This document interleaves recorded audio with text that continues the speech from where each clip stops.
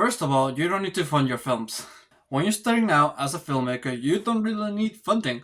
All you need is your phone, and that's it. Go out and film something. You don't even need a tripod. What you have to realize is that you have a lot of power just by yourself. You don't really need all this high tech equipment and all this fancy stuff. You don't need none of that. Forget about that. You don't need none of that. All you need is your camera, your passion, and a good story that you've made. And friends that can help you along the way. Because right now in my film school, I have not been getting paid. I've been making all sorts of different projects that I'm gonna release soon, and I have not been paid by them. As a matter of fact, none of us have gotten paid. We've simply just been doing this for our class, and it's been a lot of fun and helpful, and it's really just shows that there's a lot of people out there who just much would rather just make films based on passion instead of making an income. Because you do make a pretty good amount of money when it comes to films. Not just a pretty good amount of money, you make a shit ton of money. And I mean, I guess that has led a misconception that a lot of people just go into the film industry simply to make money, where that's true actually.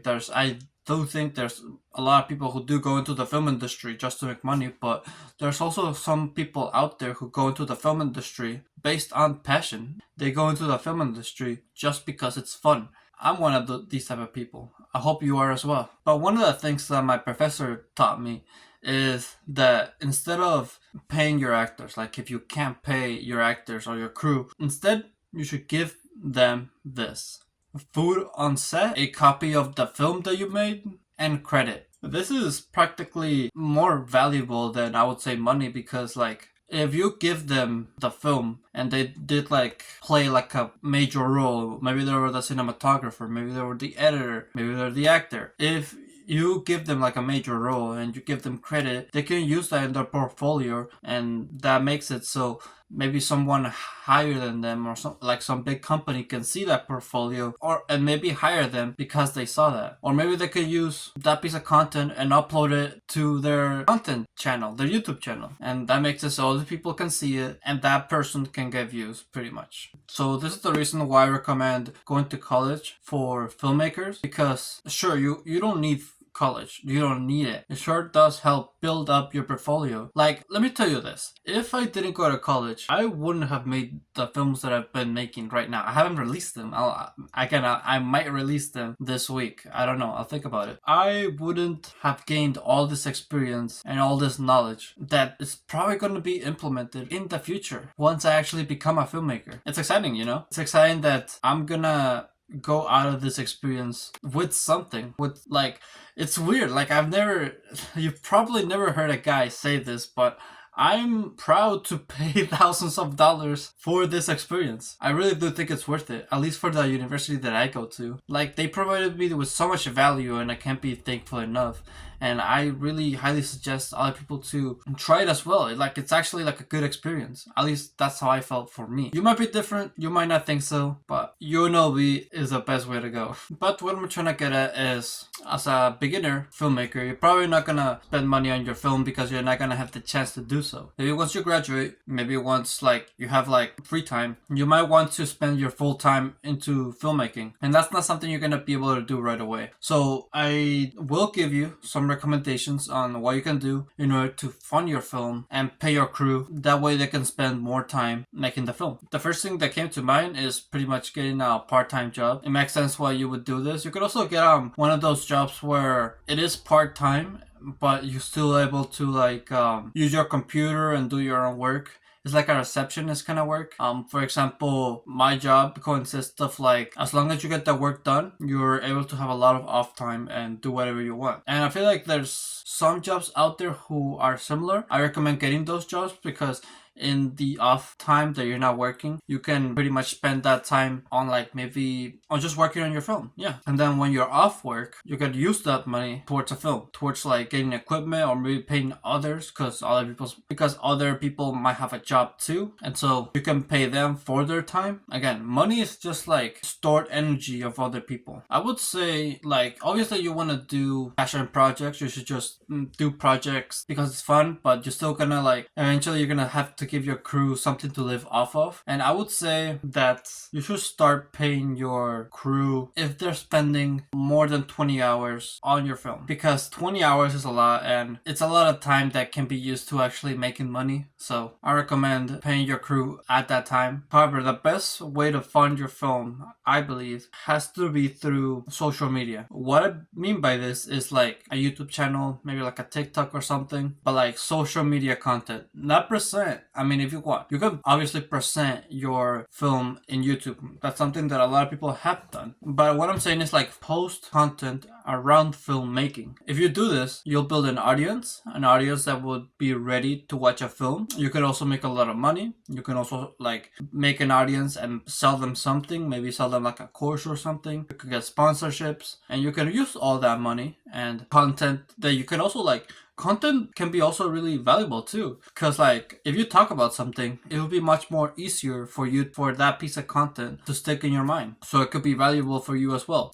And it's just fun documenting your progress. But this would be the best option, and this will also be the hardest option, because if you want to be successful at a YouTube channel, you're gonna have to be consistent. You're gonna have to put a lot of work and effort, and mostly time. The thing about YouTube channels is the fact that it takes a lot of time and consistency. That's the most important thing, and that's something that I've been guilty of. I've been guilty of not being consistent. Again, I'm gonna go back to three videos a week, because that's something that I can be consistent with. But yeah, time's gonna pass anyway, so you might as well upload something. Who knows? Again, it might benefit you in the long run, and you could still like manage everything. Like you could still like have a part-time job and also be a filmmaker and also have a YouTube channel, because like content creation and filmmaking kind of connects similarly. It's not the same, but it's kind of similar. So you will be getting like a little bit of experience based on that. But like if you do become successful in content creation in like YouTube, you could go full-time filmmaking, because you'll already have the money to go full-time. Sure, you might say that content creation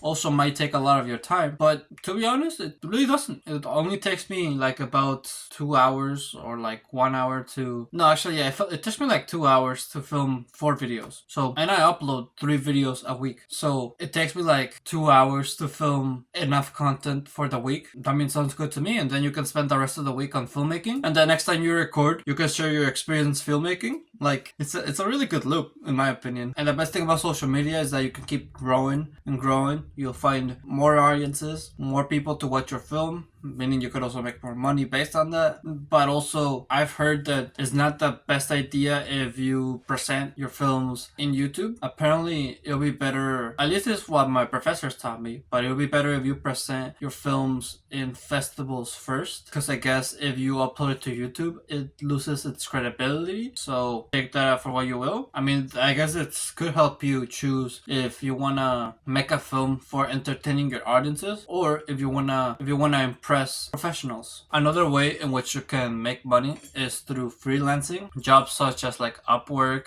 and Fiverr. You can easily like translate some filmmaking skills into jobs that would be needed in these websites, like editing and like editing, cinematography, storyboarding. You could also like review other people's scripts. I feel like that's something that's I haven't heard someone do that when it comes to freelancing. Or maybe you can make someone a script. You can also review films, like other people asked for you to review their film. There's lots of filmmaking skills that can be translated into freelancing jobs. So the other thing about that is that the job market is kind of saturated. There's lots of people who want to get into that, so don't expect to be successful in this area right away. But it could be beneficial, because like, let's say you get hired, right? You did a good job, you do your job well, but you know that person could reference you to someone else, or maybe that person who you helped with becomes successful and hires you again and pays you more. What I'm trying to get at is freelancing helps networking, but I wouldn't recommend freelancing to beginners, because they still haven't developed their skills. Yeah, they still haven't developed their skills. People who have a bigger portfolio and have developed these skills and have something to show for it are gonna be paid more. So if you wanna make like a living off of it,